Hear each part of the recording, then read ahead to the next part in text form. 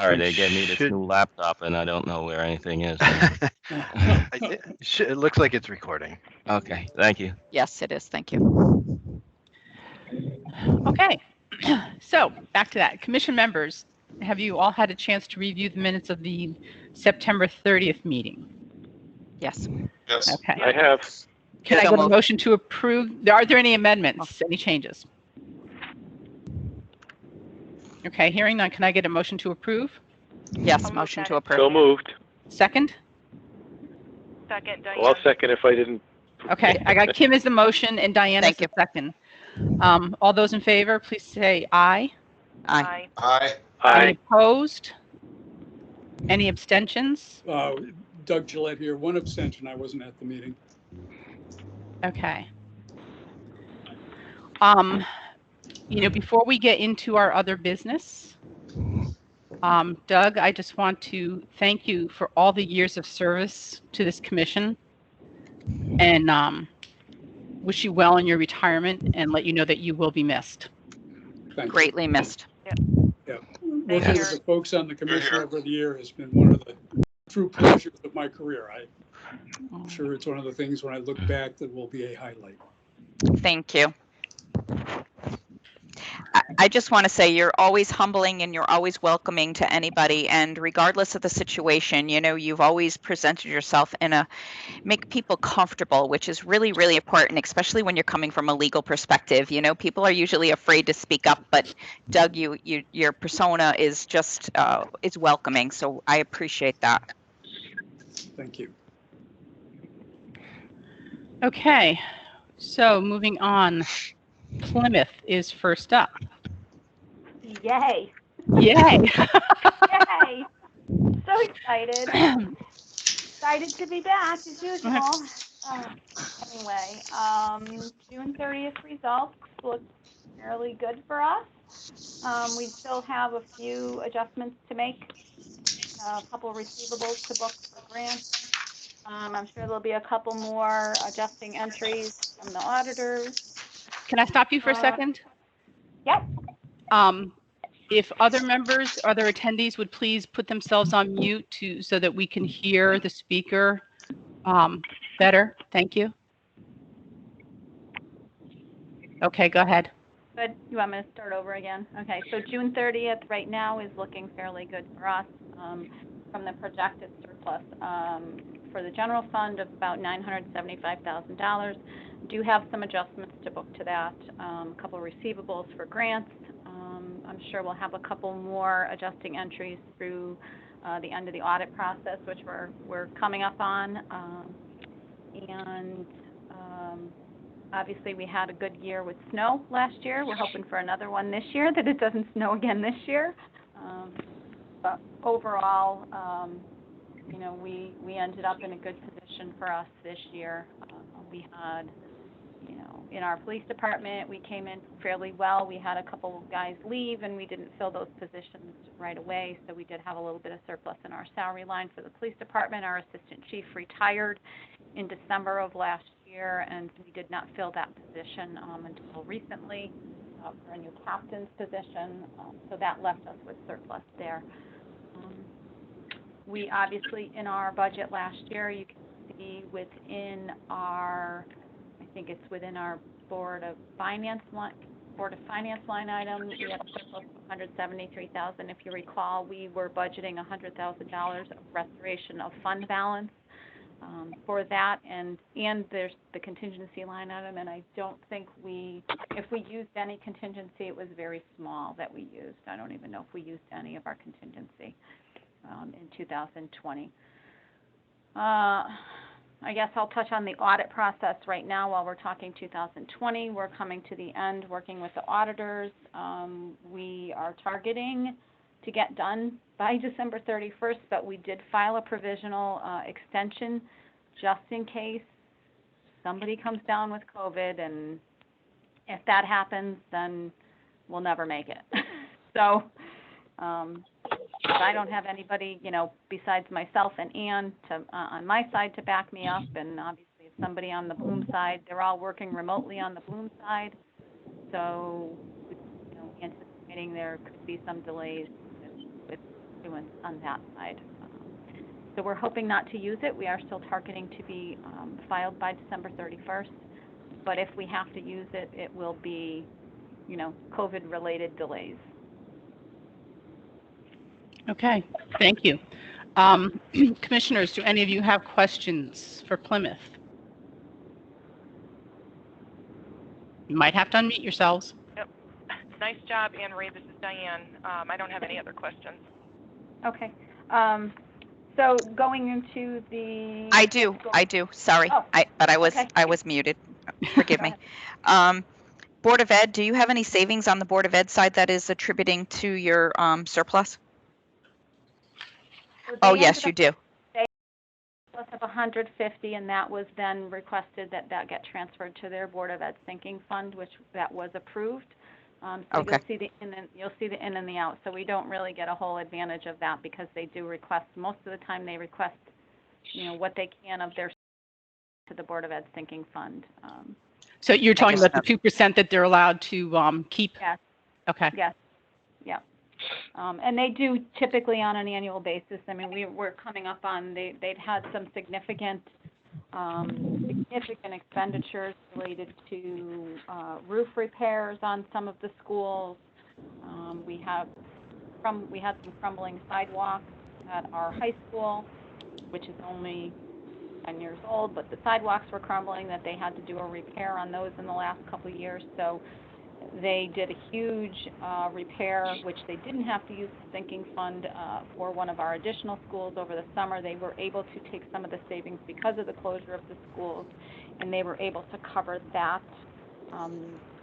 significant expense. I want to say upwards of like $400,000 that they were able to do the roof at the school just with their budget from 2020. So that's, I guess, one bright spot of the fact that the schools closed down was that they didn't have to come for an additional appropriation for the roof repairs at one of the elementary schools. So you note on your year-to-date for 2020, for as of October 2020, that your projections don't factor in any reimbursements for COVID or Storm Isaias. What are you in? That's on the fiscal 20. That's on fiscal 21 because. Right. So what I want to know, do you have an estimate or that you are anticipating? Yes. So we just received our CRF funds. The first round we just received, which was through June 30th. And I'm not sure what other towns are doing, whether they're recording those as receivables at the end of June or not. I was in conversations with the auditors that they were kind of recording those when received versus booking a receivable for the stuff through June 30th. So I'm not really sure how the other towns are handling those things. When was it received? We just received our CRF for June 30th. We just got the funds literally in the last several days. I guess, my guess is that it's going to depend on the materiality of the amount you receive because it's past the 90-day collection that you would, so they might not, if it's not material, they might not care too much. No, there's a disconnect in your matching of expenditures versus your revenue. So, to me, when we record it, I just want to make sure we're recording it. Yeah, personally, I would record it would have put it as receivable for 2020, but I'm not your auditor. I would have done the same. Yeah. Okay. So we may end up with that adjustment in 2020 for that. We were waiting on also our FEMA funds. I don't know if we've received our final determination letter. The only thing we put in for the FEMA was for our overtime for our police officers, and I want to say that was about maybe 25,000, so 75% of that. The majority of what we put into FEMA, which was about $99,000, was coming from our ambulance corps and they are not on our books. They are kind of a separate entity of ours, so we will push that reimbursement, whatever we get for them, to them. Okay. So that will not stay with us. So we may end up with a receivable at the end of the year for 2020. And then whatever is going to come through in the next round, I didn't factor in too much. Right now in 2021, if you're looking at the 2021,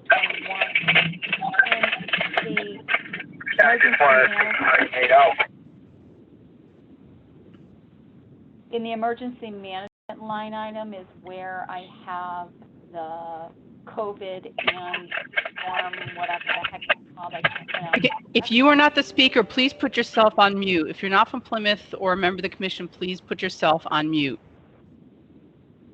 Sorry. That's okay. So in the results that you have, in the projections that you have through 2020, June of 2021, in the emergency management line item right now, COVID expenditures, actual expenditures right now are only about $6,000. We have another $25,000 that's encumbered. I don't know if we'll get to that number or not. Oh, actually we might, because we had laptop purchases related to the remote working. And then, so there's about, and then with the storm, we have an additional $18,000 that we spent on storm expenditures. So you're about $48,000, which I did not put any anticipated revenue reimbursement in the projections for the 2021 results so far. Okay. Okay. So that's what just. Yes. Okay. All right. Do any other commissioners have questions for Anne-Marie? Tony? I don't. Doug? No, I don't. John? No. And I don't know if Becky has arrived. Okay. All right. And then let me make a quick mention, tax collections. I think I sent you over the email from our tax collector through November 30th, where our numbers are. You know, there's still some uncertainty as to what's going to happen in January, and obviously our prior tax line and interest and liens are down a little bit, which is, you know, a little bit concerning, but I did factor in some reduction when I did those projections. So hoping we don't take too much of a hit, but I don't know what's going to happen with January tax collections and throughout the rest of the year. Did you offer a deferral? We did, yes. And how'd that go? I don't really know, and I think that's part of why Joe had said, if I looked at, when I look at where we were as of 9:30 versus where we were as of 11:30, at 9:30 we were down 12% on our interest and lien fees, and now we're down 2%, and I think a portion of that was because of the deferral, and that's what Joe and I had discussed the other night. The prior year tax number has actually gone, our deficit in that has actually gone up from September a little bit. It was at minus 8.57 at the end of September. It's minus 8.98 at the end of November. So that may be, you know, obviously we're not getting back taxes in. Everything else, which was down at the end of September, seems to have come up and come above collections compared to the prior year. So Joe is not excessively concerned about those current property and current motor vehicle line items. I'm not sure how supplemental is going to come in. But again, I tried to put a little bit of that factoring in when I looked at the projections, and I think we will be, as we move forward into the winter, you know, thinking about doing a little more on our budget freezing. We do have one layoff that occurred. Obviously, we have no recreation programs going on right now, so our recreation director was laid off, and I'm not sure when the mayor anticipates bringing that position back. And we'll just have to see what happens, you know, with our winter. We're hoping for a late winter again. How has that impacted your revenue, not having any recreation programs? Our recreation program revenue all gets put, it all goes into our recreation revolving fund. So when we budget for it in our general fund, we pretty much budget a sweep. It has no impact on our general fund budget because we budget to move all the revenue to the recreation revolving fund, and then we budget to have the recreation revenue, recreation expenditures also offset in the revolving fund. One thing we did end up having a summer camp, very limited summer camp, so we did get some revenue from that. And some of those expenditures for summer camp for additional counselors and to have a medical person on staff, those were part of our part of our CRF reimbursement for that, so that we didn't pretty much broke even on that program. But other than that, the only thing that we're saving in that is on the salary of the Park and Recreation Director. Is the only line item we're really saving for that will flow through our general fund budget. Okay. All right. One last call for commissioners. Questions or comments? Nothing on my end. Okay. All right. Thank you very much. Thank you. You all have a nice holiday. Thank you. You too. Thank you. You too. Thanks. Bye-bye. All right. Next up, we have Brooklyn. So if our guests from Brooklyn want to unmute, and if you could give us a status update, that would be lovely. So this is Stephanie Levin, Finance Director. Hope everybody's doing well this morning. We are aiming also for a December 31st audit completion, but we did also submit a form for an extension due to COVID. Our finance office went through a COVID situation, and now our auditors are potentially going through a COVID situation. So we're hoping to get everything finalized, but that could prove to be a challenge if something else pops up. So that's where we are as far as our audit goes. We are expecting to have a surplus of fiscal 20 of about $470,000. That comprises school savings of about $200,000 and then a town savings of about $270,000. And what will that do for your fund balance? That should, well, if we do need it, we are going to be using some of it to cover this year's if we need to. We made it part of our budget revenue for fiscal year 21. Otherwise, if we don't need it, it will go back to the fund balance at the end of this year, and hopefully we will be up $1 million. What percentage of your revenues would that be? For this year? Yeah. About 4.5%. Okay.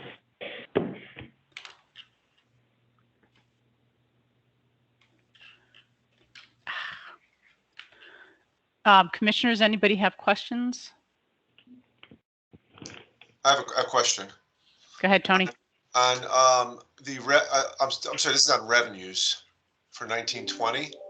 What is the miscellaneous income? It looks like it has a budget of 1,000, but the year to date is 270,000.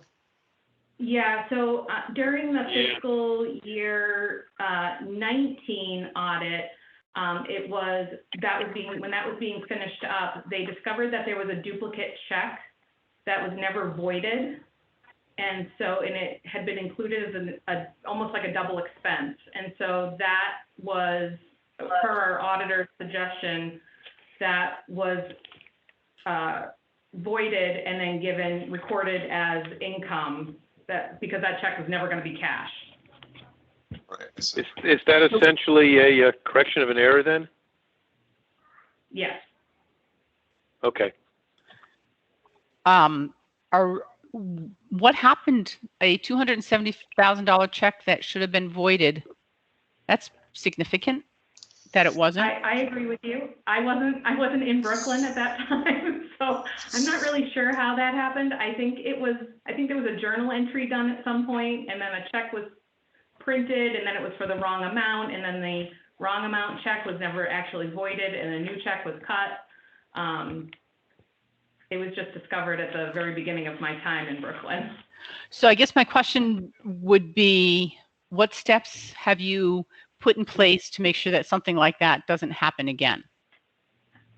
So we now have, the finance office itself is staffed better. There's more of a checks and balances as far as checking to make sure that invoices don't have duplicate payments against them.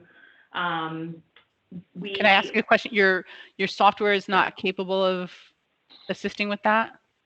I don't think that the software was being used accurately before that. Okay. There were a lot of journal entries being done prior to my coming here. I am not a fan of journal entries unless they are absolutely necessary. And so there's a lot more steps in place of, if we need to void a check, we're going through the process of actually physically voiding the check, not circumventing that process. Mm-hmm. And then when we do a voided check, it asks us, do we need to reissue the check and all of that? So now that we're following what the software can do, things are much better. Okay. You will recall, Kate, that they had a large lift to reconcile all of their bank accounts, and that I know was an ongoing issue throughout last year. Mm-hmm. Hi, this is Chris King, just to jump in as the auditor. Hi, Chris. Hi. Yeah, just to give some context, remember the 18 audit was a disclaimer. The 19 audit, there were a number of material weaknesses that included the bank reconciliation process. So these were areas that were identified as having problems, and like Stephanie says, there's been numerous improvements on many fronts, and so this was, I think, some of past history still shaking out. Okay. Okay. Other questions from commissioners?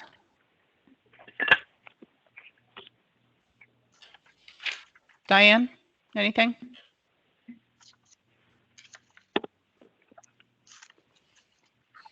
Doug or John? Not here. Nope. Kim, do you have anything else? You had mentioned, Stephanie, that you're going to be somewhere in the vicinity of $1 million, but the report that we're receiving is showing about 500,000, and of which 207 for this is fiscal year end was about 207 as the Board of Ed. Is the $1 million not reflected yet in this these statements, or were they pending year-end entries? They're pending year end. Okay, thank you. Okay. Okay.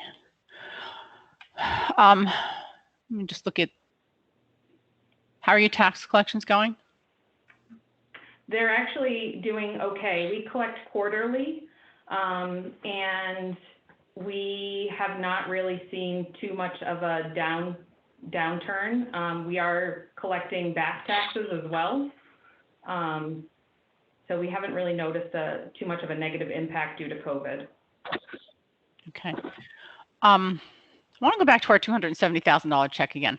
What kind of procedures do you have on your expenditure side? What kind of review do you have of accounts that might alert you in the future to the fact that you had a problem? Because if the check was drawn twice, you must have had 2 expense entries. Something should have been over budget. I think because it was during crossed fiscal years, Chris King may be able to speak to how it didn't turn up. I'm not sure if it showed up in 18-19's expenditures, and then during the 19-20 there was a journal entry done and it just wasn't caught. Okay. And I know that it has to do about the timing. Because there were 2 fiscal years involved. Okay, so that might be how it could have been missed. Right. But going forward, again, we're not doing journal entries as much as we used to do. But I do review expenditure accounts almost on a weekly basis. certainly at a monthly basis at our Board of Finance meetings, they're reviewed, and Board of Selectmen meetings. Okay. And the staff that I have now have all been in place for over a year, and they are much more comfortable in knowing what to anticipate as far as what the expenses should be, and they are much more comfortable questioning when things don't seem right. Okay. And, you know, I know it's a lot of work to do, but are you working on any kind of a procedures manual? Yep, so Okay. during the fiscal 19 audit, I know that there was a finding for having a policies and procedures accounting manual for the department. That was also in the fiscal year 20 when I came on, and from my time that I started in March of 2020 through the summer, I've been working on completing the manual, and that has been submitted to the auditor. Of course, it's always a work in progress. As much as I can get back to it and make tweaks to it, I do. But yeah, we do have one now. Okay, terrific. Okay, anybody else? Any other questions? All right, then, Stephanie, thank you very much. Thank you. All right, Ellington. Hi, What this do is we have here Felicia from LaPlante. Ellington? I'm sorry, Felicia LaPlante, the Assistant Finance Officer. If I could note for the record that we serve as bond counsel to Ellington, so I will recuse myself from the discussion. Okay, thanks, Doug. So, Felicia, where do you stand? I think you sent us a corrective action plan update. Yep, So so why don't you talk about that? The town of Ellington has implemented monthly and quarterly closing processes to ensure proper reconciliation of accounts and financial information, which we have been completed up to date. Tiffany and I, although she is on maternity leave, have been staying in contact weekly, and we recently discussed performing a soft audit close in January for the first 6 months of this fiscal year to ensure accuracy and timeliness in the next audit as well.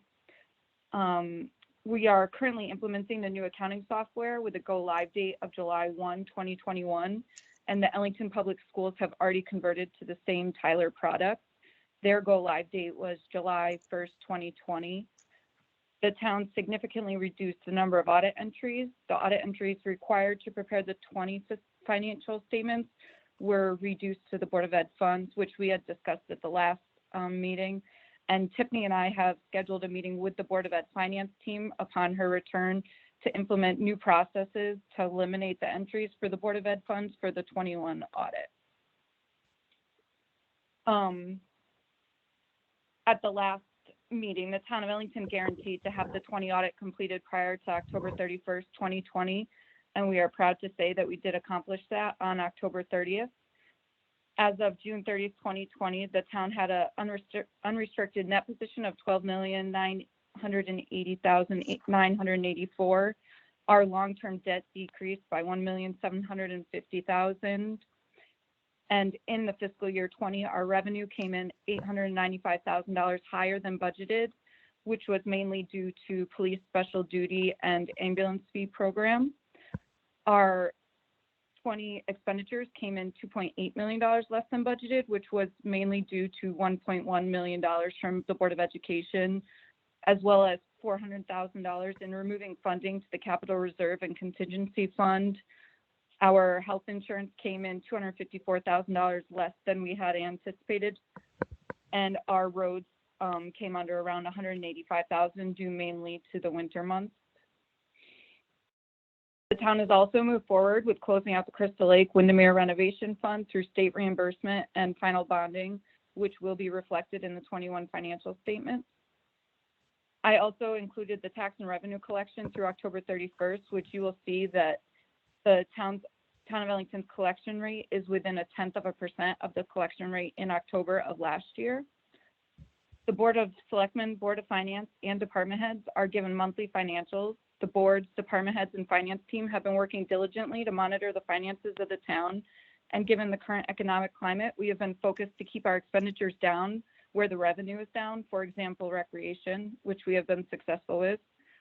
We completed our CRF submission and received full amount requested, which has offset some of the COVID expenses the town experienced. We have so far submitted 2 FEMA reimbursements, but we have yet to receive those reimbursements as of today. Okay. And that, yeah. Sounds impressive. Commissioners, any questions? I want to commend you on your great job from where we were last year, which was scary, and also the turnover within the finance department was also scary. I definitely we can all see that this is a substantial improvement from where we were, and with the late reports that we received last year. So awesome job to get these audits completed. I do see that within your year-end audit reports on your federal side and your state side, you do have some notation of material weakness in your internal controls over your financial statements. So I do know that you provided us an update, and I just wanted to make sure that you've made progress in that area. Yeah, so our finance officer, Tiffany, did go out on maternity leave at the end of August, and we had spent a majority, obviously, of the summer getting this audit completed. So we, as soon as she returned, we have already scheduled a meeting with the Board of Ed so that we can remove those findings. When you said you're going to be using the same software, are you on the same? Are you integrated with one another, or you're just using the same? We did. So we spoke to technologies, and they did inform us that the systems will be able to speak to each other. So each week we'll have it scheduled so that the Board of Ed finances come through to the town side, so that we are not, making double postings. And you've got all your funds all set up on their own now? Okay.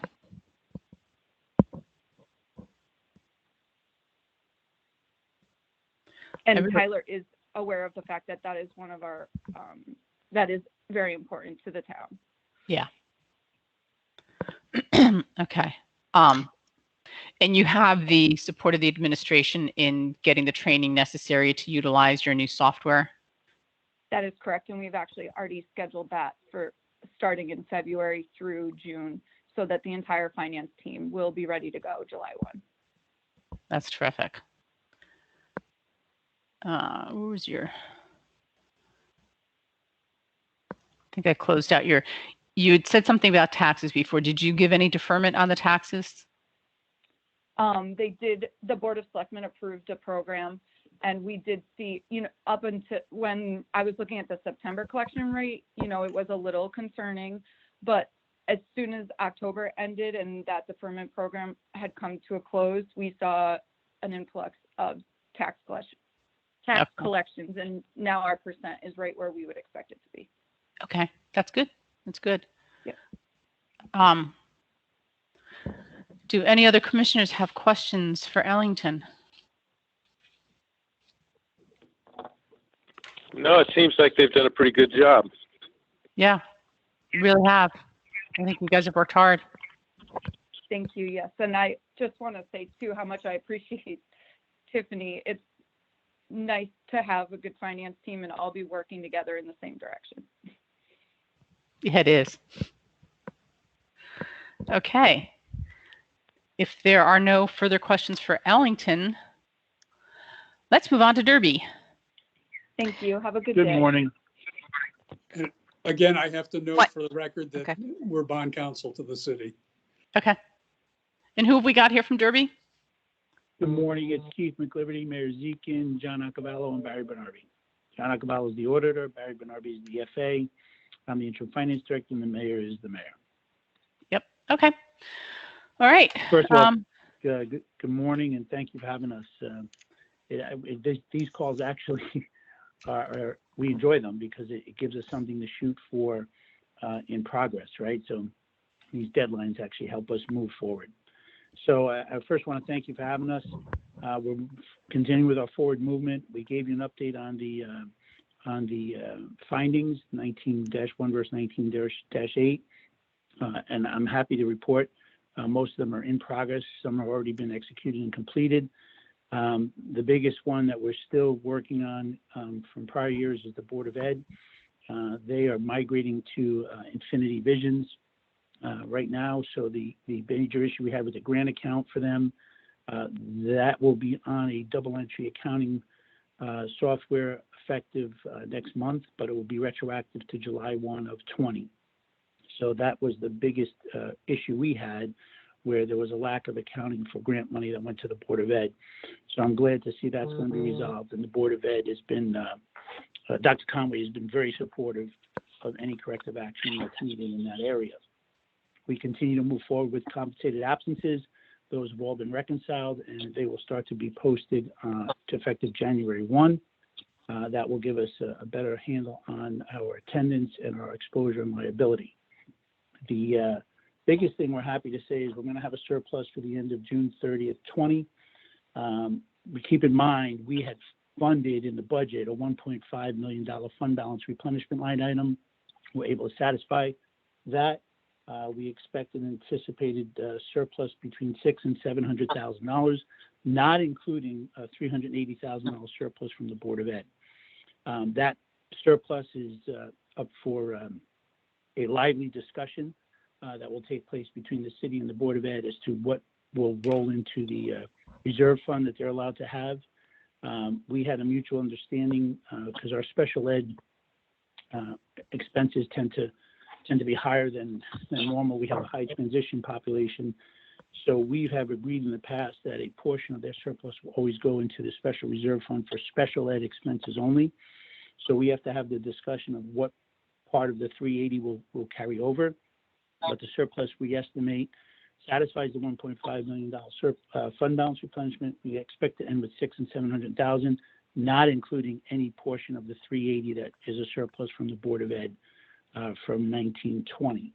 Can I ask? Can I interrupt you quickly? Just sure.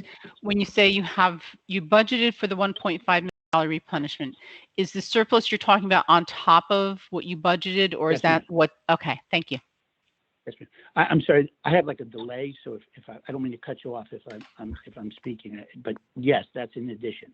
Okay, thank you. So that's not a bird in the hand, ma'am. So that's kind of going to be additional, but I just want to be transparent and let you know that that's out there for discussion between us and the Board of Ed. Okay. Our tax collections was 99.7% of the budget amount, and we budgeted 99% of the grand list. So we saw no impact in 1920 for property taxes, and historically we have always collected between 98 and 99%, even in the down economy in 08.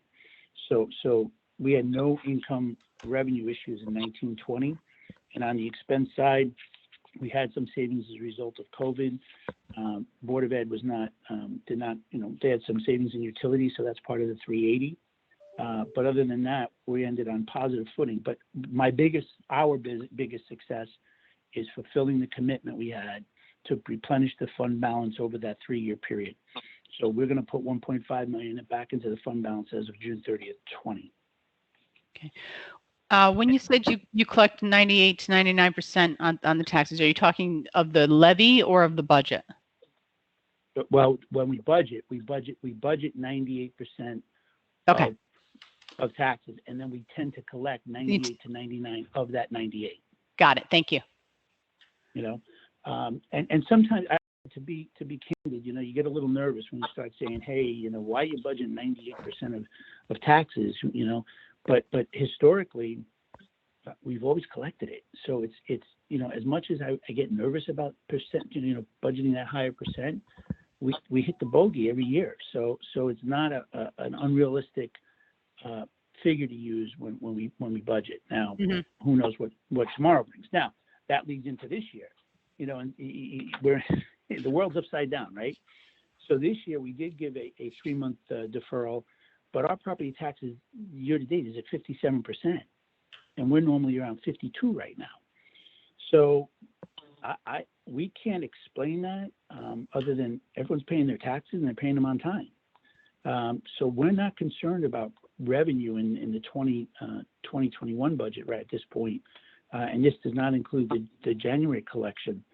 So we're looking again at hitting that 98 to 99% on the budget in 2021.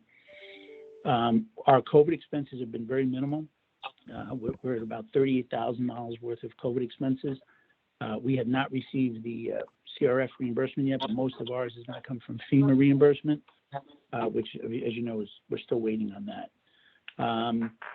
The bigger thing that I want to stress is the commitment to that 8-point plan to put us on solid financial footings, and part of that is these findings. These findings are our big issue. These are the ones that are on a wall that we try and navigate. Our goal is, some of these are going to be effective first quarter of 21 and fourth quarter 2020. I'm hoping you have a call in January, February, so we can say to you, execute it, and go right down the line. That's our goal. We may need a provisional extension. We have had some delays. We were closed for almost a week and a half just a couple of weeks ago, and we don't think we're going to need it, but we may put it in just in case. 2021, I will say we did some conservative budgeting, and we have a fund balance replenishment line as well of another $1.5 million in 2021. So if our revenues stay as we expect, we will have replenished $3 million into the fund balance over those 2 fiscal years. Did you have much, do you have any issues with the taxpayers complaining about that? Were they on board? No. My chuckle is, it was a true lesson in public finance. And what I mean by that is when we explained to them what we were doing, right? We went up taxes 2 years in a row, over 2 mils each year, and we were replenishing the fund balance. Once we established why we had to replenish, well, first, why it was depleted. And once they came to understanding it was an issue with the way a Board of Ed was booked and not budgeted, that had a lot of angst, and that had a lot of finger pointing and who they wanted to put on the town green and punish. But once we got through that, and we took some punches for that, and that's fine, and we explained what the value of the fund balance is, a rainy day fund, and they're all, and I have to say, they were feeling it in their own homes, right? People don't have 3 months of reserves. So when they were hearing it's to prevent a problem and to put us on solid footings, we explained the impact on bond ratings. They didn't like it, but they also didn't strongly oppose it. And the biggest indicator is that 99% are paying their taxes, right? Yeah. So the lesson I learned, and I think the lesson we all take away at different times, is explain what caused the problem, explain what the fix is and why. Take the punches, but people will tend to do what's right at the end of the day. And our taxpayers, they've done what's right. They held who was accountable and what went wrong, but they're willing to pay it, understanding don't screw up again, So the biggest evidence of the taxpayers accepting it has been the collection. Now, one can say, oh, well, why would they not pay the taxes? They're not groveling. They're not paying the taxes and fighting it. They're not happy, but they understood the problem. We do get 1 or 2 that are a little stronger about their opposition, but we try and explain the facts and we move on. So I think the lesson I learned from this is take it head on. What went wrong? Why it went wrong? And here's the fix. And the fact that we're putting $3 million in fund balance over 2 years, over the next 2 years, is key for our survival and putting us on a solid footing and fixing the corrective actions so it doesn't happen again. So one of the findings and corrective actions is the special assessments had been collected in the past, and your remedy, you say, is write off the old assessments that are basically uncollectible now. What about, what have you put in place to make sure that special assessments are collected going forward? Well, this special assessment goes back to the late 80s, early 90s. I think I was coming off the streets of Hamden and graduated college when it happened. But what it was some houses went in and they had a sewer assessment on this development.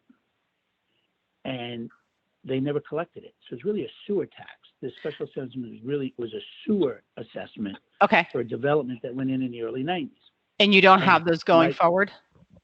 No, because when they pay the assessment, there's no deferral. If they're tapping into the sewer line now, they pay the $6,000 collection fee plus connection fee, plus they pay their hookups right away. There's no deferrals, no, Okay. when the project's complete. So what we're doing here is just this is like the old box in the back of the closet that you're finally cleaning out. Yeah. We're just trying to get rid of this thing. But no, this goes back to 91. Yeah. All right. Yeah, I have no problem with the write-off. I just want to make sure that if you have ongoing special assessments that you make sure that that they get collected.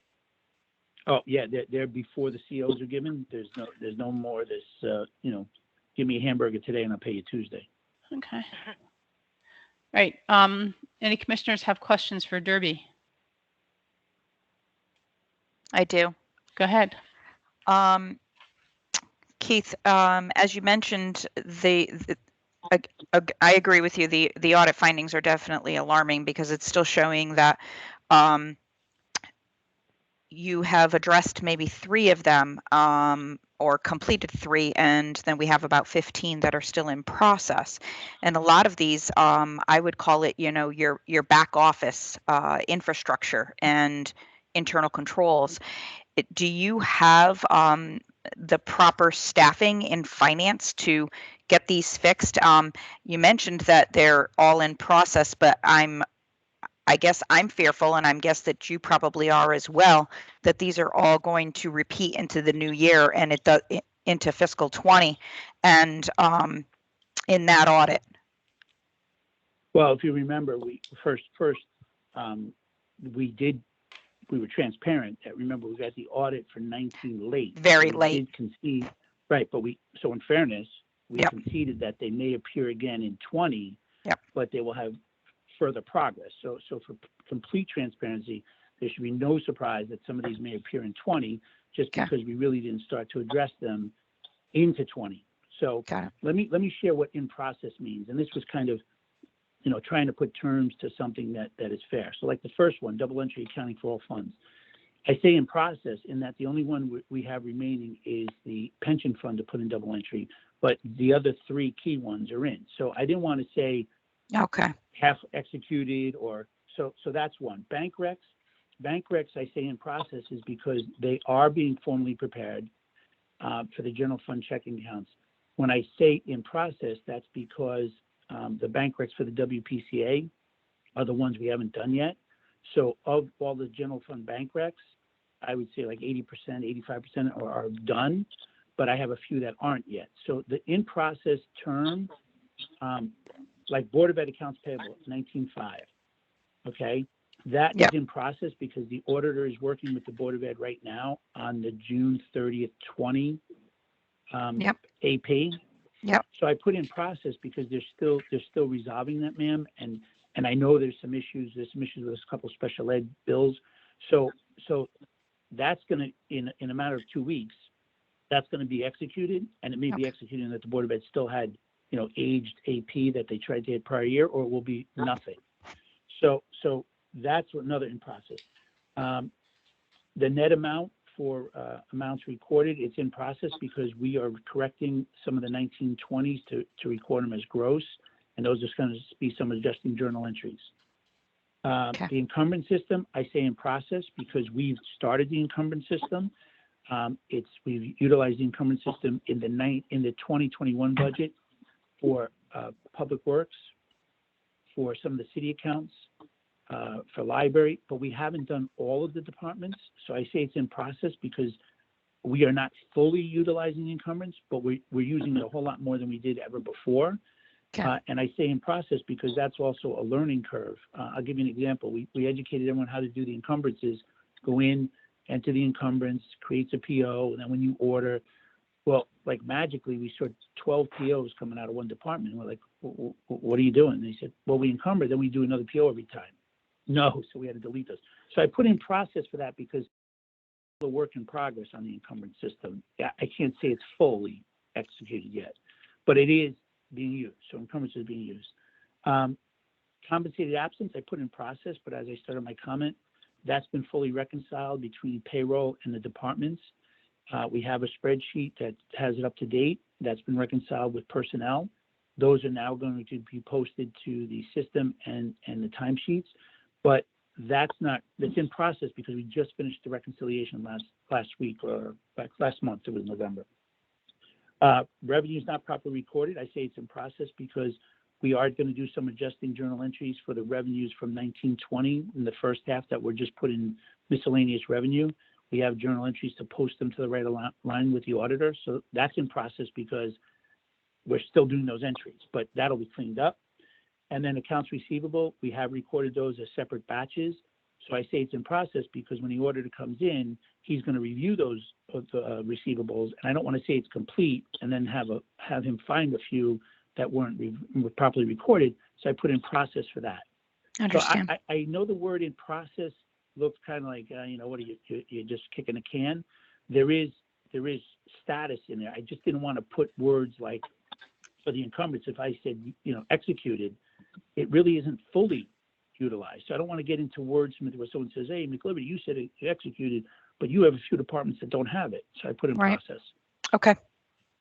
Now, the schedule of federal awards, 19.7, I think that one's coming again, So I'm not sure we're going to have that one done for the 1920. Regarding staffing, like every finance office, we would love personnel. We do have a bookkeeper on the books. We're down to 2 candidates, so that will be a subcontracted person that will help with the reconciliations, third party, and we hope to have that person hired within the next 30 to 60 days. Okay. But we love manpower. If we could get some more, we could, but it's not happening. We got the bookkeeper, and I appreciate the administration support for that. That will help us with the recons and the journal entry posting timely. Okay, are there any other questions from commissioners? No, just a comment. Appreciate all the great progress you've made. It does kind of astound me that given where you were, things didn't collapse earlier. Because you've put a lot of basics in, and I congratulate you for that. But no, I appreciate that, sir. Thank you, and I sincerely mean it. These meetings are good. I know Kim. I know some people think we didn't enjoy them, and in the beginning we didn't because we didn't understand them. But when you have something that holds you accountable and you have to report, it kind of makes you get it done. So I don't want to minimize that. We're doing it on our own, but it's also good to know we have a support network with you guys. So I appreciate that. This is Diane. I would echo what John said as well. I think you've done a great effort to bring this forward, and you should be commended for it. Yeah. I also appreciate the tracking that you're doing, showing us, the schedule you gave us, the status of all the findings and your remedies. I started going through your findings and making notes to ask questions, and I said, oh, wait, there's another file there. And that just made life a lot easier to be able to go through and see where you were. Mm-hmm. Hey, that's Billy Plummer's idea. That was Billy's spreadsheet. Actually, this is a template that we built for our MARB towns, and we shared that on, and we're starting to utilize we want to build templates for our towns and build a structure so that this way it makes it a lot easier for them to report in. So it's collective within finance here. No, great template. Thank you. Can I just say one thing before we leave? Yeah. Someone had mentioned earlier that about Doug Gillette, and Doug is our bond counsel, as he referred to, and that's why he's abstaining from the discussion. But I have to say he is first class, and we as a city has been with this firm I think 100 years, if I'm not mistaken, Dougie. But he is first class, and whenever we're in the bond market, which is part of our bond rating and all, his stewardship and his guidance, and someone said he's calming. Has been part of Derby's survival in going out and getting bonds and notes. And I'll give you an example. Just the other day, we did a short-term note borrowing for the sewer authority, and we got an interest rate of 0.65%. We had 3 competitive bidders, and this is with a downgrade and our fund balance being negative. In prep of that sale, Doug was just very direct in what we needed to do and how we had to do it. And for us in our bond rating to get a 0.6% interest rate on $7 million, it doesn't come from just market luck. It comes from having someone who can guide you. And I want to say that I know for sure, because I've been here 24 years, we would not be where we are in the bond segment of our financials in our city if it wasn't for Doug. And he is truly going to be missed on the local level as well as on your board level. And I hope that Doug has a great retirement, but just know, Doug, you are highly respected, and I cannot thank you enough on behalf of the city of Derby to help us get where we are.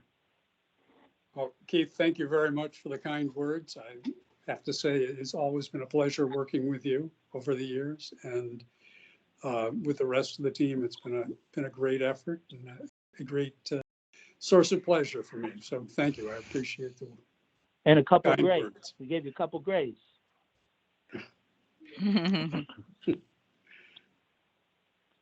That is all I have, ma'am. Okay. Thank you. Becky, I see that you've arrived. Do you have any questions?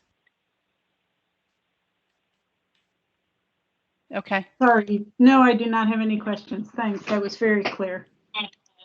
Okay. Then thank you very much. When would the next meeting be? When would the next meeting be, ma'am? We're going to vote on that later. Yep. Right now, tentative February 17th, if it all goes through. But what we will do is we will send out the entire calendar for the whole year after we talk about that today. Okay, thank you, folks. And if we don't talk to anyone, well, we won't be. Happy Merry Christmas and happy holidays to everybody, and thank you. Thank you. Same to you. Commissioners, Mayor Zegan from Derby. I listened to the whole thing, and just thank you for everything, and I appreciate everything you guys are doing up there for us. Thank you.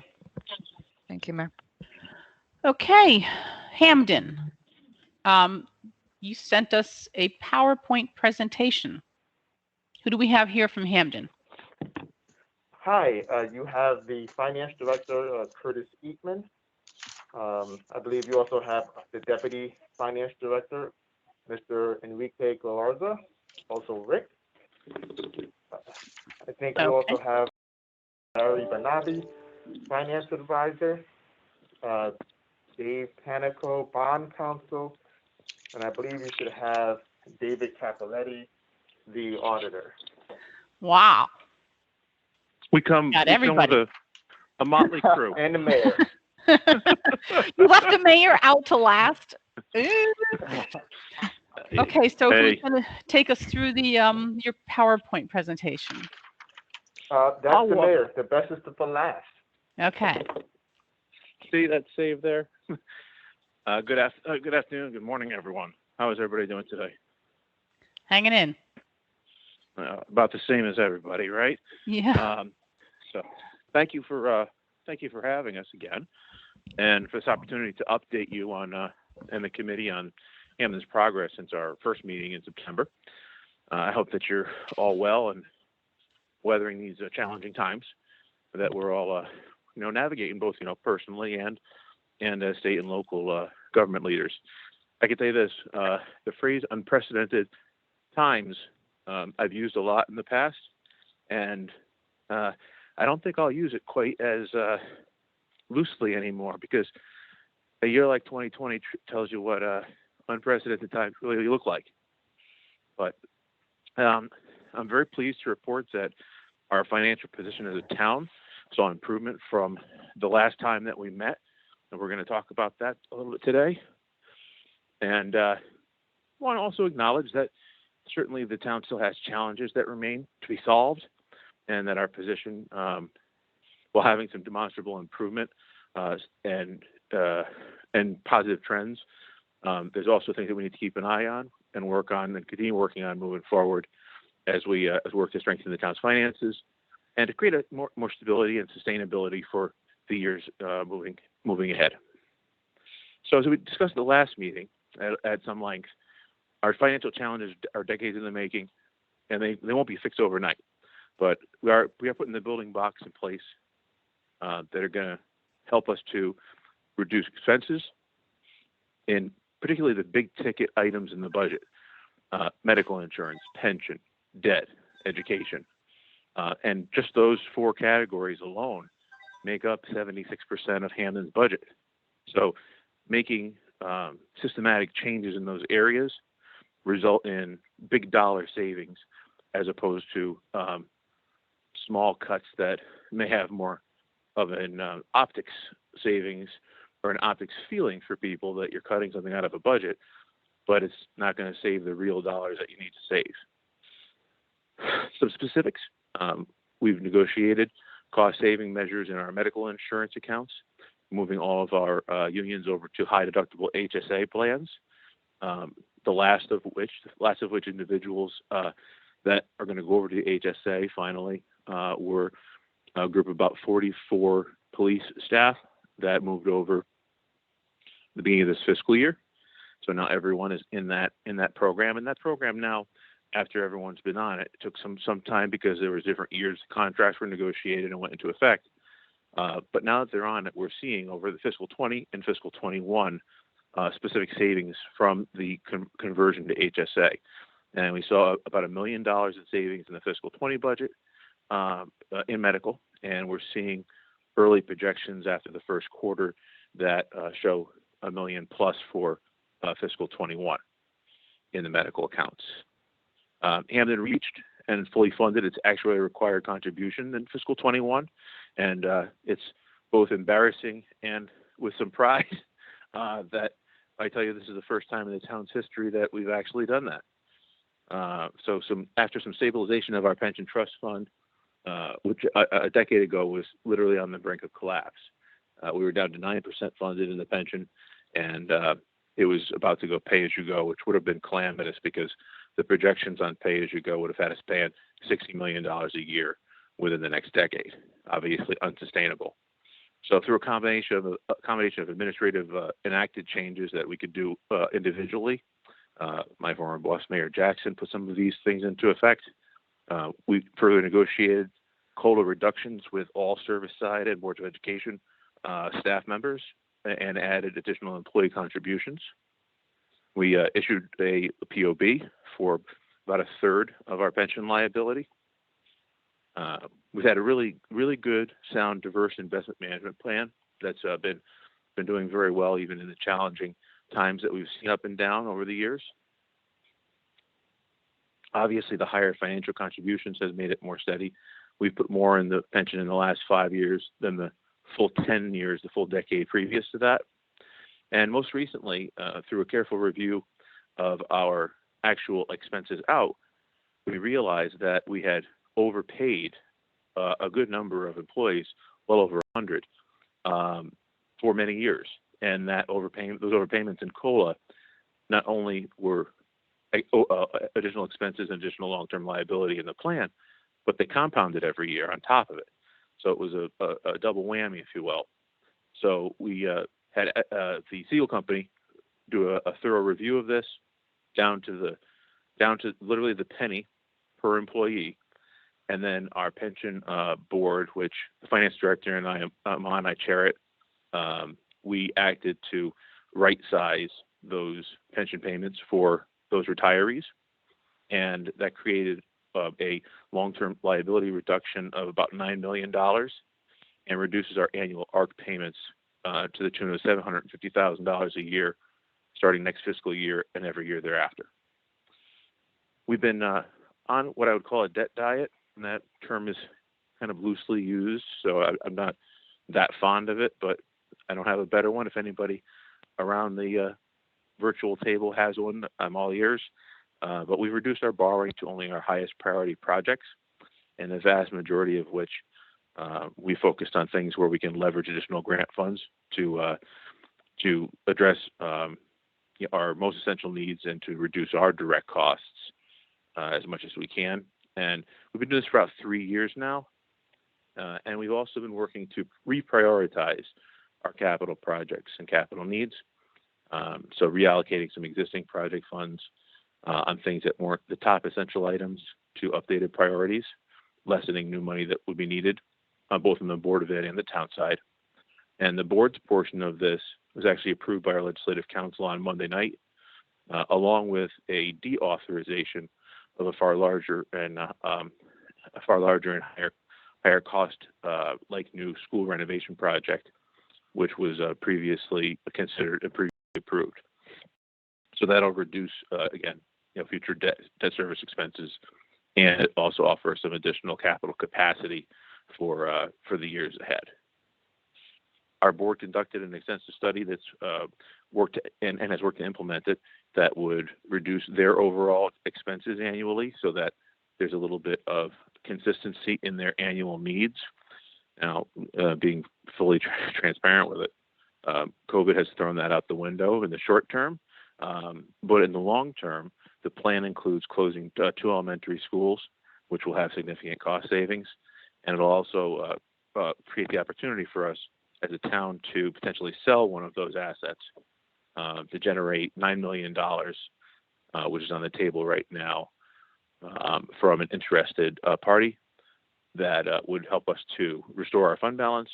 And we also would use some of that money to pay for essential school construction work without the need to do any additional borrowing for it. We talked a little bit about the Fiscal Stability Committee that was going to begin at our last meeting. And Curtis, could you walk us through the Fiscal Stability Committee members and then and what they've done over their meetings, and then I'll take it back for some of their recommendations.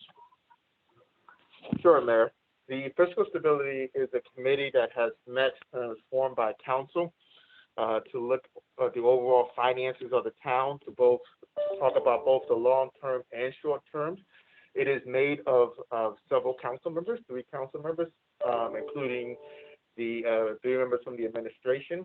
That includes the Public Works Director, the Police Chief, and the Human Resources, and then 3 ex officio members, 3 community members, some of the individuals who are highly educated and highly interested in the budget, and then 3 ex officio members, including the mayor, the superintendent, the finance director, as well.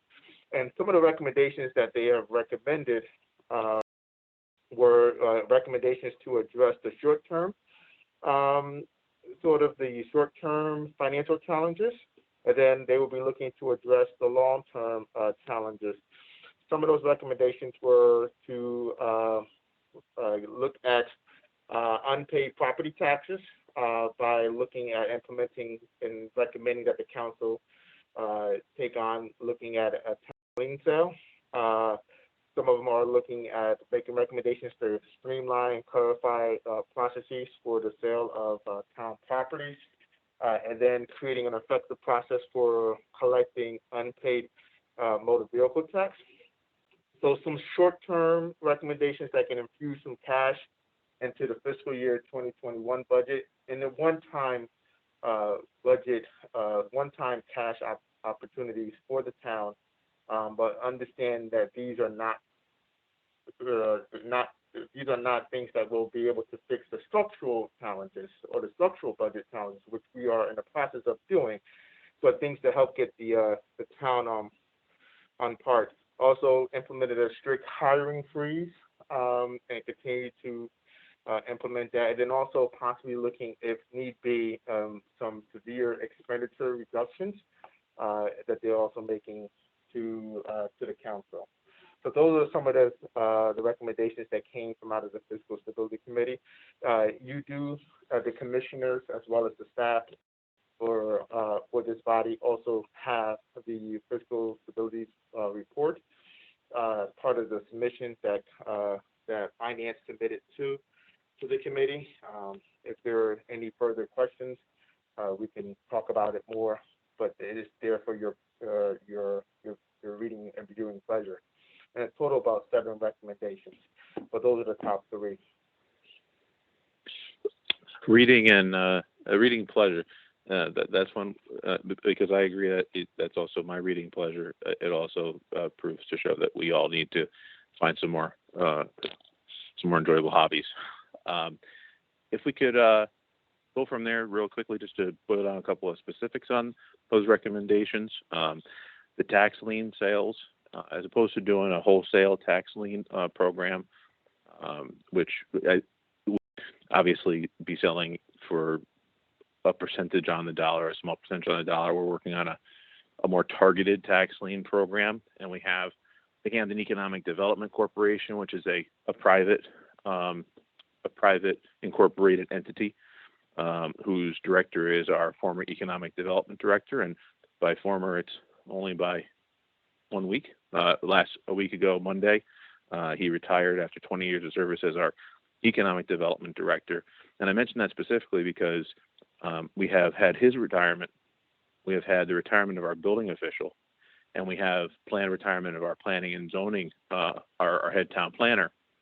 And that gives us it's unique in timing to implement something that we've talked about for many years, and that is a one-stop business center stop with the development departments consolidated both physically and operation and management wise, which is a model that we believe will be more customer service friendly for our residents and our businesses, but also help us to increase revenues moving forward.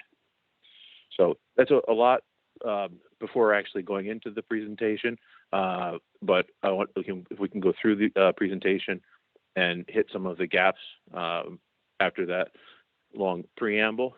If we could start with that, I would appreciate it.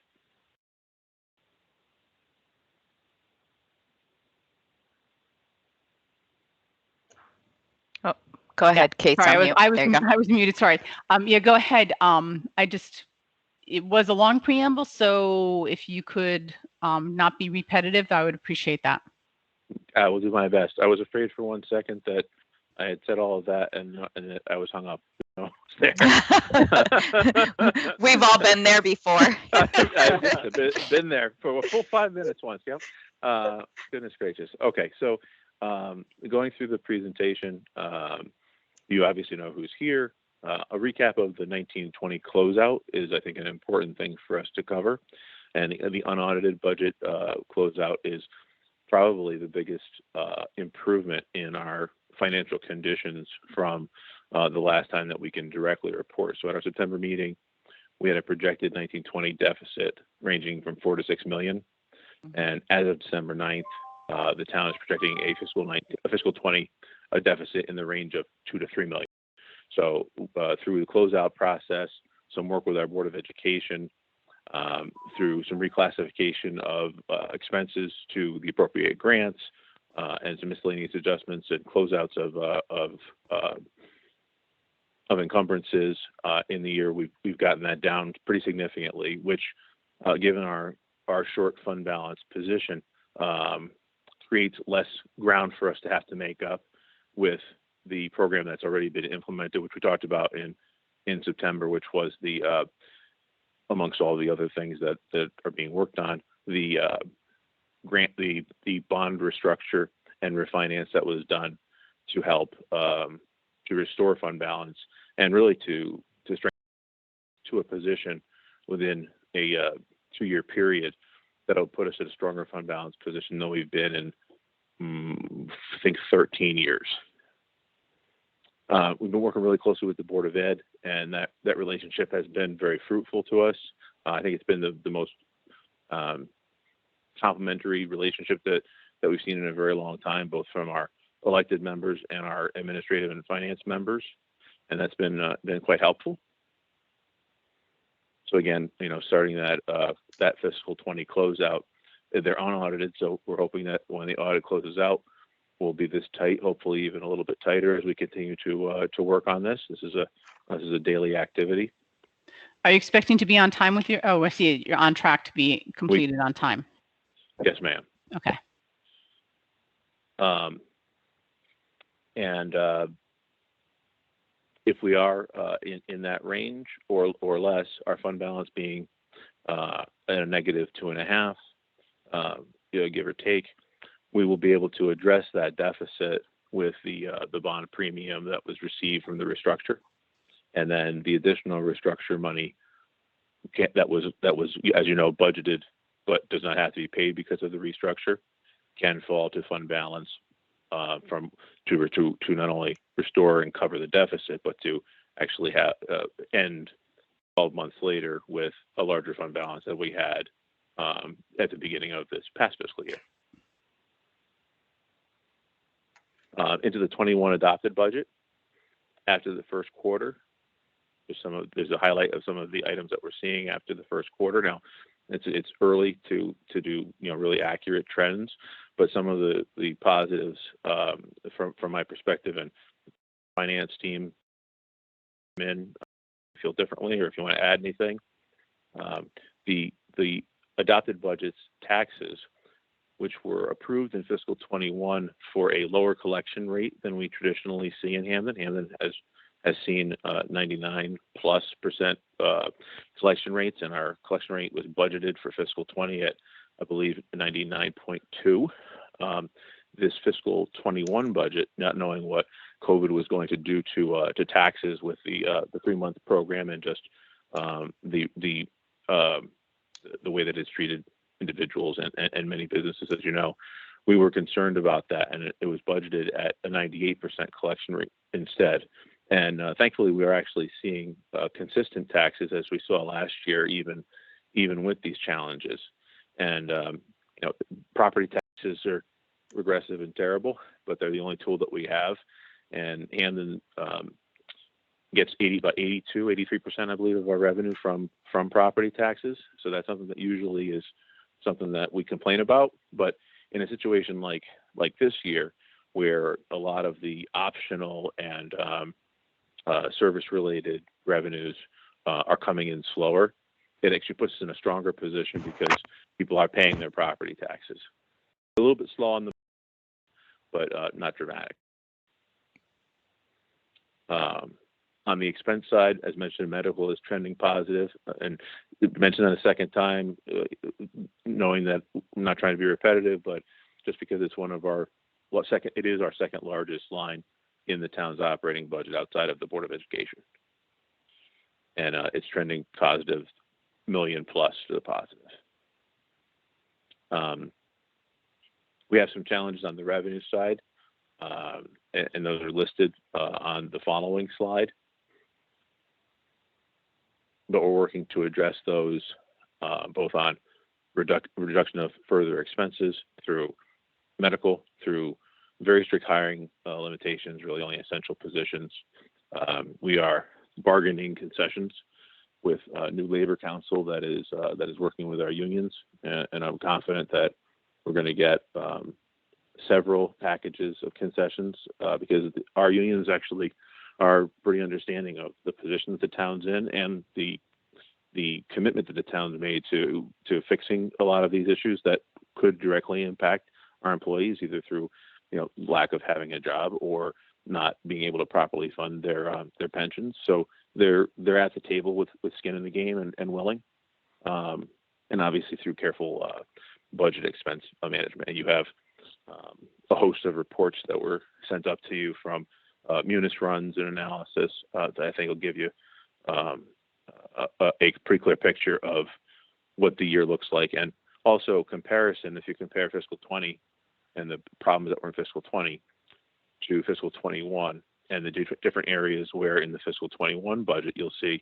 that so many of the revenue projections were approved much more conservatively, and many of the expenses were approved more true to fit. So they're covered, and we won't have to scratch for money to pay for certain things. If you look comparison, the fiscal 20 budget to the 21 budget, which is certainly more structurally sound.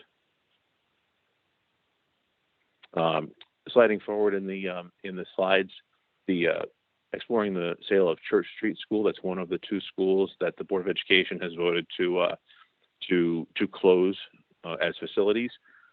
We brought as a town back into our elementary school system the Wintergreen Magnet School, the former Wintergreen Magnet School, which is now a traditional elementary school, and it's a 600 student capacity school in very good condition. And that was brought in, and then 2 schools will close as a result of that, one of which needed to be fully like new or new construction because its repair needs were very, very dramatic and to the tune cost-wise of $25 million. And that is, so that $25 million is no longer needed to be borrowed. The school closure will have operational expense reductions, and it creates the opportunity for us to have that sale, which could really also bolster our fund balance position. So the Fiscal Stability Committee was talked about, and I appreciate that, Mr. Eatman. I just wanted to mention that I think that this is somewhat unique it's not recreating the wheel, but it's somewhat unique in that it really is a good blend of members of the public, members of our legislative body, and members of our department heads, along with all the leaders of the elected bodies and the finance director being ex officio members, but active members of the committee. People don't always agree, but it's been a really good process. It's been led by a facilitator who's been really excellent at trying to keep people on point, where some of these meetings on the local level can go astray at times. But as a process, having that facilitator has really given the committee the ability to have some otherwise tense discussions in a far more productive way. And the initial report was also submitted to you for your review in the attachment that the finance director sent over. There are several working committees or working groups, as they're called, within the Fiscal Stability Committee, and those are listed in the report for you to take a look at.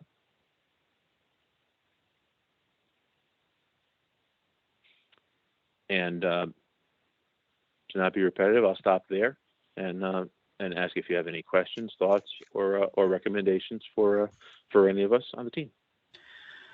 Okay, it's Kate Bush here. And just quick question: what kind of forecasting or capital planning do you have in place? Do you do any long-term forecasting, and do you do a 5-year, 6-year capital plan? Mm-hmm. So, yep, on the operating side, we've just started to do a 3-year forward forecast that was included in this year's operating budget that was approved. So it's available. It's an internal document, and it's also something that the public can see. And we have a 6-year capital plan, which was approved last on the town side in 2018, and will soon be acted upon in 2020. The Board of Education side of that plan was approved by the board. I believe it was in November. Which is, I actually have to think about what month it is. I apologize. It was approved in November, and then that approval of that 6-year plan and some reprioritization of projects, the council approved just this Monday. And now that the board piece is done, we move to complete the town side. So you said that it was last approved in 2018? The 6-year capital? The 6-year capital, yes. Do you have any plans to be looking at that on an ongoing basis, on an annual basis, I should say, like update it every year? Okay. Yes.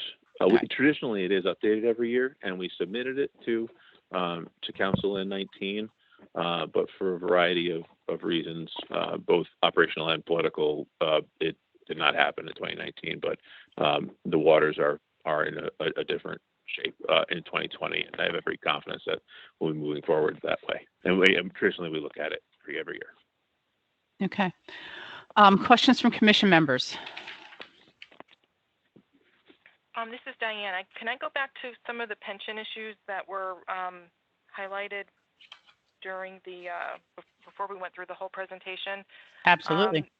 It was mentioned that there were a lot of overpayments that were made to retirees, and I don't know if you mentioned this, maybe I just didn't catch it, but were there adjustments that had to go back and recoup money from some of the retirees? And then my second question in that whole thing is, what process has been put in place from an internal control standpoint to make sure that this doesn't happen going forward? Thank you for that question. So we knew when we did the pension analysis prior to doing the pension obligation bonds that we were overpaying, and quite literally, it was found by the former mayor reading the plan and looking at it and saying, "Wait a minute, this doesn't say an automatic 3% COLA adjustment every year. It says up to 3%, and it's based on a consumer price index marker." And so we talked with Labor Council and with personnel, and they agreed, and that was changed. So that was changed immediately. But at the time, we were advised by a couple of different lawyers that there wasn't a way for us to go backwards to collect these funds or to adjust or to even adjust the payments. which So was it really wasn't, frustrating. it sounds to me like it wasn't that you paid somebody something they weren't entitled to. You just mistakenly gave them COLAs that you didn't need to. So we did both, unfortunately. The initial calculation was slightly off. The initial calculation was off with many because of the CPI, and then the compounding was done in error as well, which ended up costing a lot of money. What we were able to address so far is the right sizing. So people that, let's say, round numbers, were receiving a month are now receiving $900 a month or $930 a month, and that's over several hundred people in the plan. We have not yet moved to recoup the lost money, and the board has a working committee that has been established. It was established at the last pension board meeting. We're working with the seal company for analysis on that and trying to determine, what is a fair and reasonable way to recoup some of that money. It will never all be recouped because some of the people aren't here anymore, and some of the amounts would be too large for someone to possibly pay off, and would potentially cause legal issues for us. So we're trying to figure a way to have a second action beyond the right sizing of the pension which would have the effect of course, reducing the future liability a lot further, and reducing our annual payments more.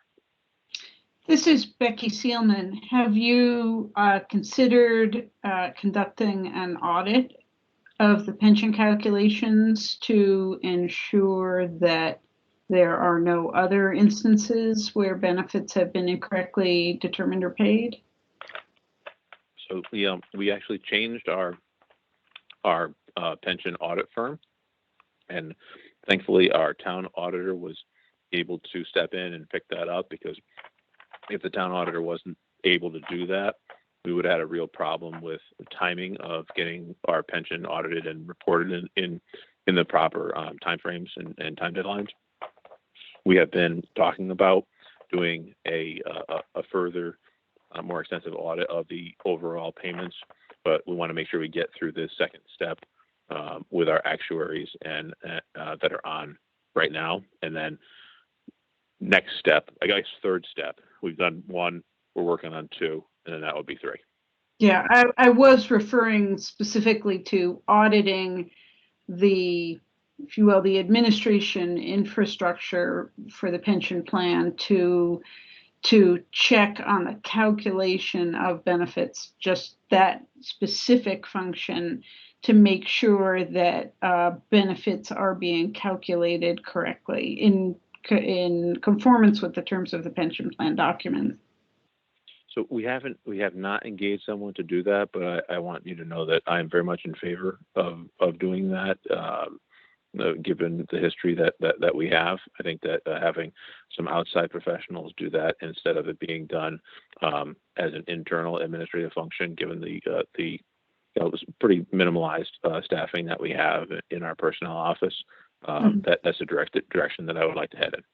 So calculations are done by in-house staff right now? Partially by in-house staff when the CPI and the COLAs are calculated. Only the initial pension benefit has been calculated previously by the seal company. Okay. Another step you might consider is implementing an expert administration system so that benefits are being calculated. It could be done on an in-house basis, but using an expert system that is coded to properly reflect the terms of the plan and an error going forward. Okay. Do you happen to know if there is a Munis module that you can purchase for that, or is that a separate program?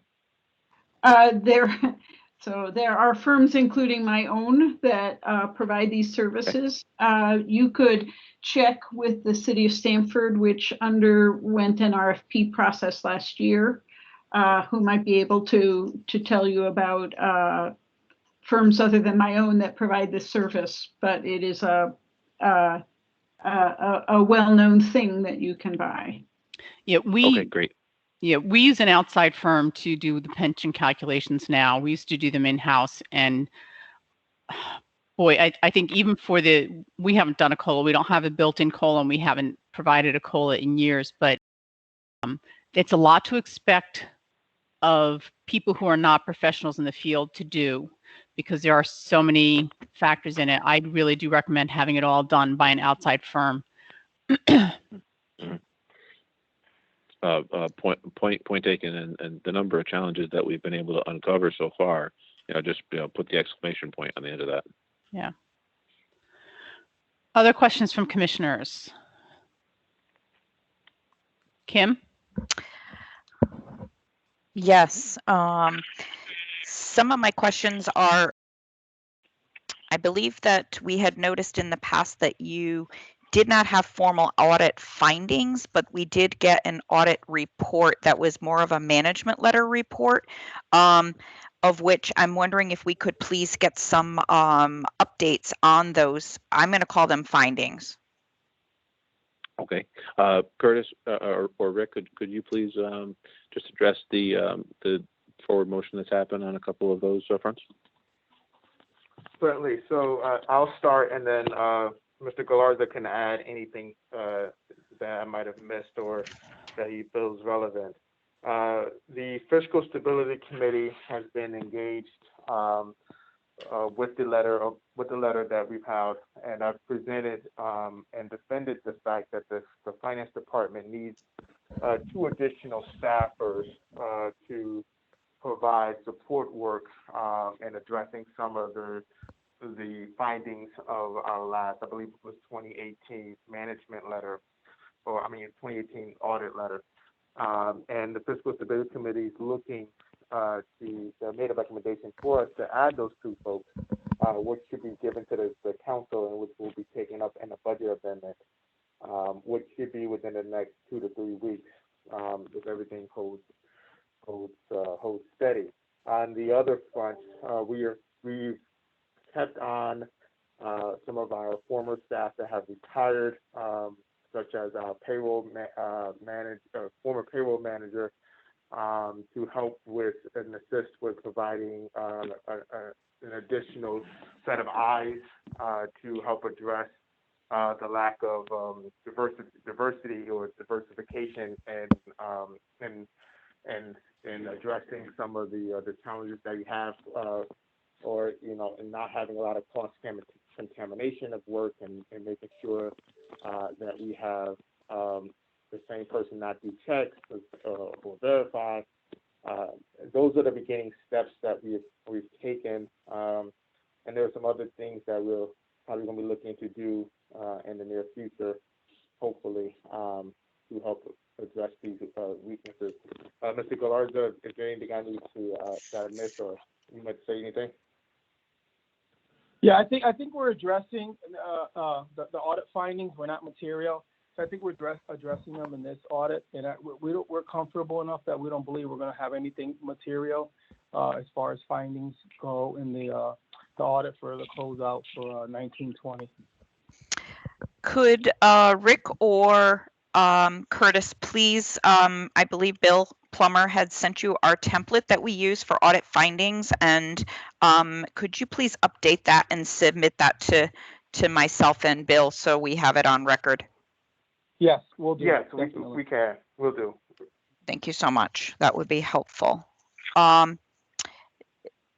The other thing I'm wondering is, while I think it's very helpful to hear your presentation, and I like the highlight, I like the fact that you did your homework on the presentation, and the Munis reports. I don't know if it's just me. Again, I have not worked at a town before, but to me, they're providing us with a lot of detail, but they don't tell me the picture. It takes me a long time to go through that, and I don't want to have to go through those struggles.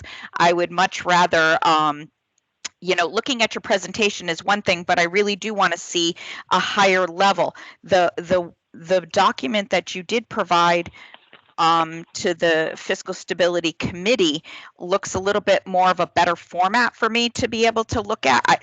And again, I think you did a good job on giving us a presentation and giving us the highlights, but I'd like to take those highlights into the numbers, but I want to be able to land on them rather quickly, like your presentation is. So, and the second thing that I'm asking is if you can please give us some of this information sooner than the day of, so we have an opportunity to go through it, because I'm at a disadvantage of not being fully prepared to be able to comment. Yeah, and I'd like to emphasize not on the day, the morning of. Yeah, that's, you know. A lot easier to follow.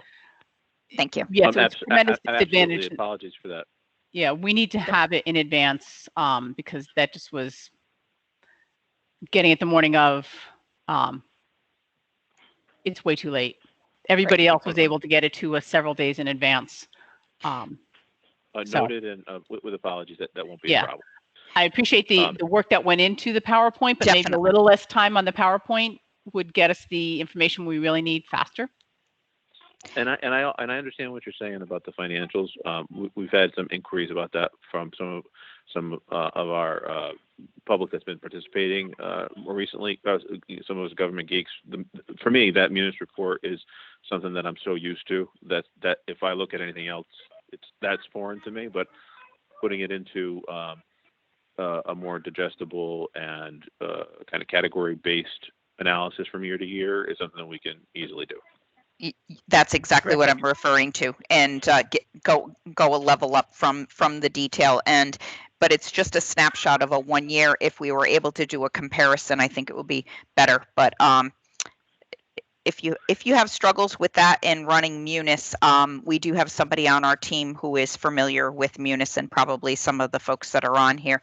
And maybe we can even provide like a sample of what we would be looking for at a different level, and make sure that we can get our towns to be able to give us, just make it easier for these meetings. Mm-hmm. We're happy to apply with whatever format, but it would really be helpful to us if we get that Munis support. We've had some challenges with having Munis produce reports that at least I'm told are push button ready in other towns, and if that's something that's a lack of training, or if it's a module that we really should invest in, that would really be a helpful conversation. Who's the point person on your team? That I have Julian on the phone today, and Julian used to work in the town of Manchester in their town, and is quite familiar with Munis. Curtis, do you want that to be you, or do you want that to be Rick? No, it could be me. Okay, so very good. Be the finance director. Then I'll ask the two of you to please connect. Julian, if you'll reach out and offer. Yes, sure thing. Thank you. Thank you. All right, any other commissioners have questions for Hamden? Tony? Doug?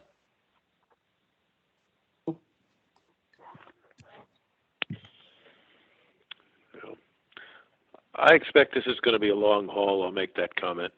I expect you're right. Yes. But I appreciate the efforts of the administration to be addressing Agreed. things. Yeah, and definitely for implementing the new committee, which sometimes that can be very challenging to do that. I do like the folks that you brought. Hopefully they're being helpful, and it's moving things forward for you, as well as some of the heavy lift of the things that you mentioned today, where there were construction that was going to be redone on a school that might have cost too much, and instead you said, let's move everybody over to a different building or a different school to save money, and then puts one that you shouldn't be invested in and possibly sale. That's really great strategic visionary thought to do that. It sounds like pension is a challenge that you really still need to continue to get your hands around. And if you said that, that was like $9 million, that's a lot of money. So you wouldn't want this to be an ongoing effect that you're continuing to, you made a one-time fix, but you know what, it's going to replicate itself. If I could just address that really quick, the good thing about pension, while it's certainly still a challenge because it's a large payment, there's no question about that, and we have our debt service payment. The $9 million is just a long-term liability reduction, and since we met our ARC, what they're expecting for increases per year, I believe it was a max of 5% increase in any given year. On the ARC increase because we've already reached our plateau. So year to year, there's not going to be much pension increase whatsoever. We just have to keep our numbers steady. Okay. Any excited about that? the multi-million-dollar increases per year were tough to climb that mountain. Mm-hmm. Okay. Do we have any other questions or comments from commissioners? Nothing from me, Kate. Thanks. Okay. All right, then. Thank you very much. Thank you for having us. Appreciate the feedback. If there's anything else that we can provide you, please let us know. Oh, we will.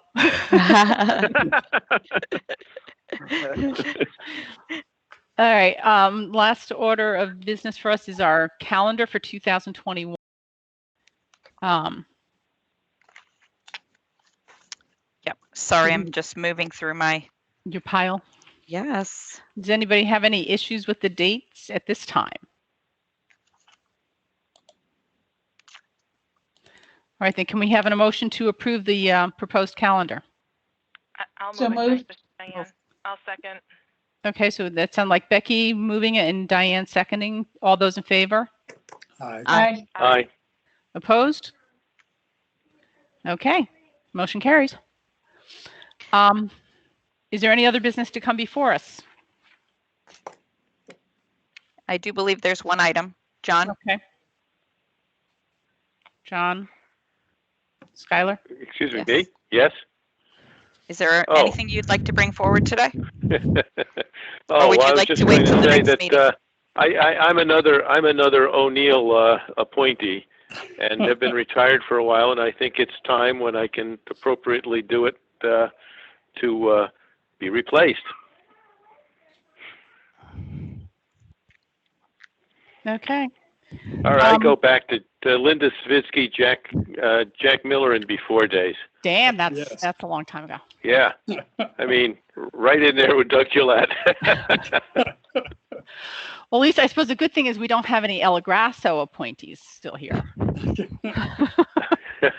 Although I think I'm getting pretty old because I'm a Jody Rell appointee, and that's a ways ago now too.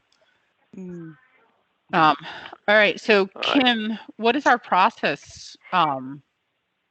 So we have asked that John as well as Doug to give us a recommendation, and then we can take the recommendation forward to the secretary, and then from there it has to go over to the governor's office for approval.